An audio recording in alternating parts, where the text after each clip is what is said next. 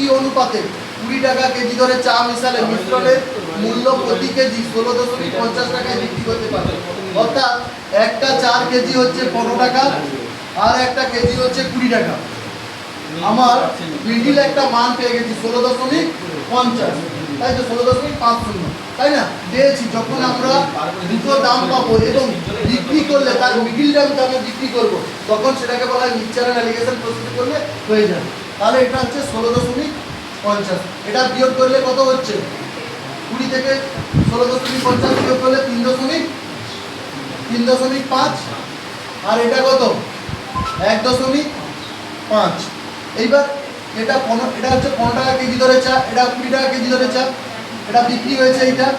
এই যে এটা হচ্ছে 15 টাকা কেজি ধরে চার অনুপাত এত, অর্থাৎ কি 15 টাকা কেজি ধরে যদি 3.5 কেজি চা মিশাই এবং 20 টাকা কেজি ধরে যদি 1.5 কেজি চা মিশাই, হ্যাঁ, তখন এই দামে আমার বিক্রি হবে। ক্লিয়ার? তাহলে অনুপাতটা কি 0 0 কেটে দিলাম, 5 7 35, 5 3 15, অর্থাৎ 7:3, 7:3 অনুপাতে চাটা। হ্যাঁ,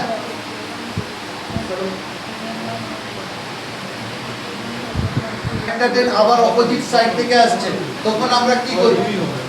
দুটো ট্রেনের কি করি বল? গতিবেগটাকে যোগ করি না বিয়োগ করি?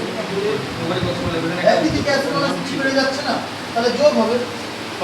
তুমি কিছুটা রাস্তা অতিক্রম করতে মানে কি রাস্তা কমছে মানে দুজনটাকে যোগ করে তো কমছে। হ্যাঁ, তাহলে দেখো টোটাল ডিস্টেন্স কত? 137 মিটার ও 163 মিটার দৈর্ঘ্যের দুটি ট্রেন পরস্পরের দিকে যথাক্রমে 42 কিমি পার ঘন্টা এবং 48 কিমি পার ঘন্টা বেগে আসতে থাকলে তাদের পরস্পরের অতিক্রম করতে কত সময় লাগবে? তাই তো দেখো সেকেন্ডে আনসার দেওয়া দিয়েছে। তাহলে দেখো আমরা কি জানি? টাইম সমান কি? আকাঙ্ক্ষু টাইম সমান কি? রে ওই টাইম সমান কি? তারপর বলিস নি কেন? ভাবতে দেবো এত কথা কি ভাবুন নাকি? টাইম সমান ডিস্টেন্স বাই স্পিড। টাইম সমান হচ্ছে ডিস্টেন্স বাই স্পিড। আচ্ছা, ডিস্টেন্স কত? একটা ট্রেন হচ্ছে 137 মিটার, তাই না?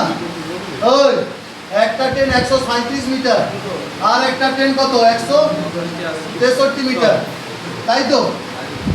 আর স্পিডটা কত? একটা ট্রেনের স্পিড হচ্ছে 42 কিমি আর একটা হচ্ছে 48 কিমি। তাহলে টোটাল হচ্ছে 300 মিটার অতিক্রান্ত দূরত্ব। আর হচ্ছে সময় হচ্ছে কত? সরি, স্পিড কত? 90। এবার দেখো 90 আমার কিসে ছিল? ঘন্টা। 90 কিমি পার ঘন্টা। এটাকে যদি আমি সেকেন্ডে কনভার্ট করি কি হবে? সেকেন্ডে কনভার্ট করলে কি হবে? 5 এর 18 দিয়ে কি করতে হবে? 5 এর 18 দিয়ে গুণ করতে হবে সেকেন্ডে। আমি সেটাই করেছি। এইবার দেখো তাহলে 300/90 গুণিতক 18/5 করা যাবে তো, তাই না? 18 5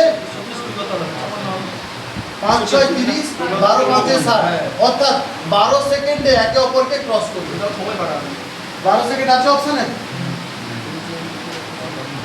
12 সেকেন্ডে একে অপরকে ক্রস করবে। √2n সমান 64। তাহলে n সমান কত? এইটা বের করতে বলেছে। √2n সমান 64। আমি রুটটাকে তোলার জন্য এখানে স্কয়ার দেব, এখানে স্কয়ার দেওয়া মানে এখানেও স্কয়ার দিতে হবে, তাই না? তাহলে স্কয়ার দিলে এখানে কি হচ্ছে? 2n সমান 64 স্কয়ার কত? 64 স্কয়ার কত? 4096। তাহলে 64 স্কয়ার মানে 4096।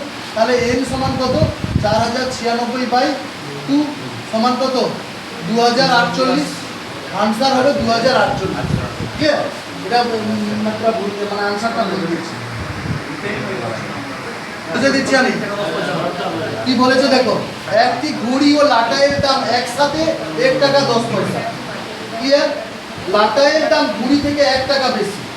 তাহলে ঘুড়ির দাম কত? টোটাল আমার দাম কত? 1 টাকা 10 পয়সা। লাটাইয়ের দাম ঘুড়ির থেকে কত বেশি বলেছে? 1 টাকা বেশি। তাহলে দেখি আমি ঘুড়ির দাম যদি 10 পয়সা ধরি, লাটাইয়ের দাম কত? 100, কারণ টোটাল তো 110। তাহলে কি আমার এটার থেকে এটা কি 100 বেশি হচ্ছে? 90 বেশি হচ্ছে, তাই না? আচ্ছা, যদি 90 বেশি, আমাকে বেশি কত করতে হচ্ছে? 100 বেশি করতে হবে। যদি আমি ঘড়ির দাম 5 ধরি, এটাকে যদি আমি 105 বলে দিই, তাহলে কি হবে? ঘড়ির দাম 5 পয়সা আর লাটাইয়ের দাম 1 টাকা 5 পয়সা, তাহলে ডিফারেন্স কত? 100 তো বলেছে, তাহলে আমার এটাই হবে। এবার কিসের দাম চেয়েছে? ঘড়ির দাম কত? তাহলে 5 পয়সা। অপশন 5 পয়সা সি। 10 পয়সা করে দিবি সব। হ্যাঁ, দেখ, ঘড়ি আর লাটাইয়ের মোট দাম কত? 1 টাকা 10 পয়সা। এবং ঘড়ি এবং লাটাইয়ের মধ্যে টাকার ডিফারেন্স হচ্ছে 1 টাকা বা 100 পয়সা, তাই তো? 100 পয়সা যদি আমি এখানে যদি ঘড়ির দাম 10 পয়সা ধরি, এটা নিশ্চয়ই তাহলে 100, টোটাল তো 110। কিন্তু তাহলে এর মধ্যে কি ডিফারেন্স 100 হচ্ছে? আমার তো ডিফারেন্স 100 বলে দিয়েছে, তাহলে আমার ডিফারেন্স 100 করতে হবে। তাহলে ডিফারেন্স যদি 100 করি, এখানে আমি যদি 5 ধরি, এখানে 105 ধরে নেই না, তাহলে ডিফারেন্স তো আমার 100 হয়ে গেল। আর টোটাল টাকা 5 পয়সা 105 পয়সা, টোটাল 110 পয়সা হয়ে গেল। আমার দুটোই কন্ডিশন ঠিক আছে, কিন্তু অপশন থেকে করতে হবে।